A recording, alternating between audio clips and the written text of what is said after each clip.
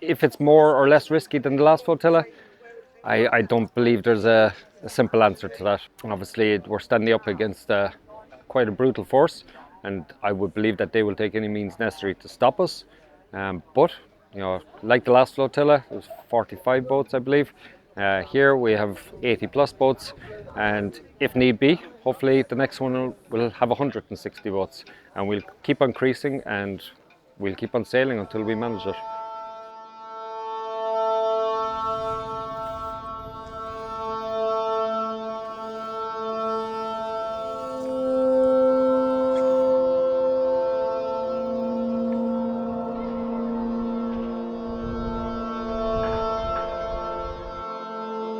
Here we have Furleto. One of our 24 boats that will sail until Gaza. It's one of the bigger boats that we have. It will carry around 10 to 12 participants and 500 kilos to 1 ton of humanitarian aid, as well as a project to carry additional set of goods. For example, we are collaborating with a school here in Sicily who donated toys.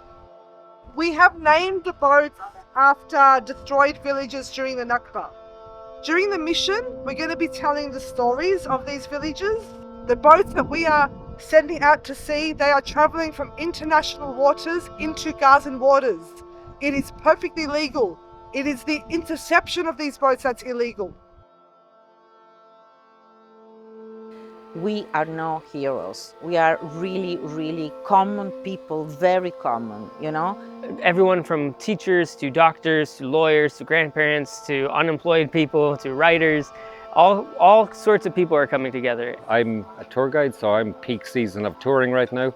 I'd love to be at home making money, but at the end of the day, that comes secondary to what we're doing. We are risking to be intercepted again and detained again. But this is something that all these hundreds of people, it's a risk that they are, you know, taking into account just to let the Palestinians know that they are not alone. We've done the marching, we've done the chanting, we've done the petitions and the lobbying and the boycotting, but at a certain point you just have to understand that in order to really change things, you have to put your life on the line.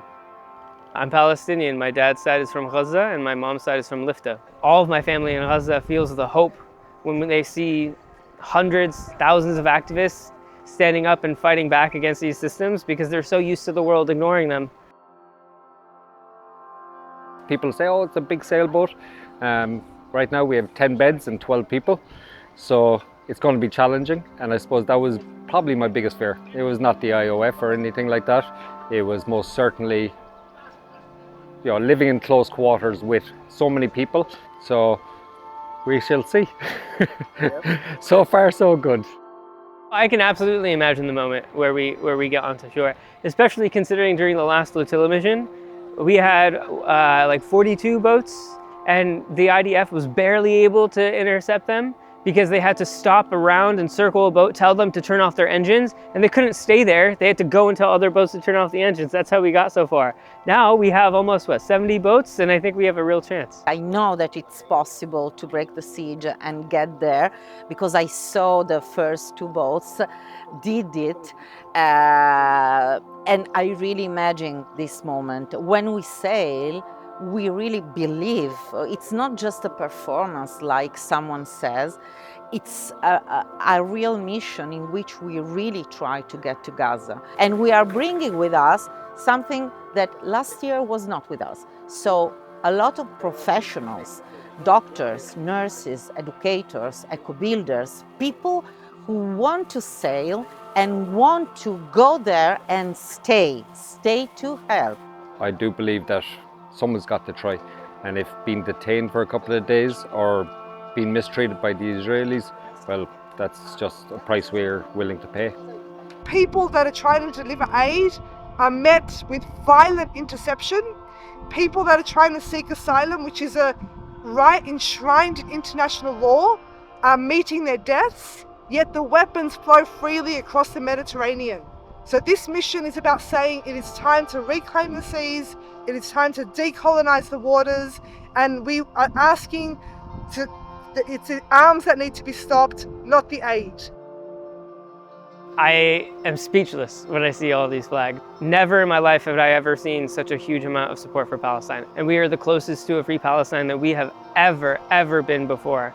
And no matter how many bombs or bullets or strikes that the occupation wants to land on us, they will never ever break us. I try not to judge people for not waking up, because I, 3 years ago, was not woken up.